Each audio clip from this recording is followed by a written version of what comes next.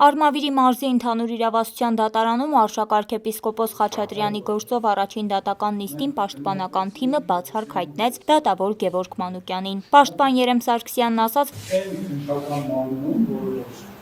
մարզային վարչությունն է քննչական աշխատելու փաստը եւ կոնկրետ քննիչների հետ հակամարտ գործընկերային հարաբերությունների դատախազությունը աշխատել է ներկայիս հեղափոխի հետ գործընկերային հարաբերությունների ինքնին մեր մոտ առավելույթ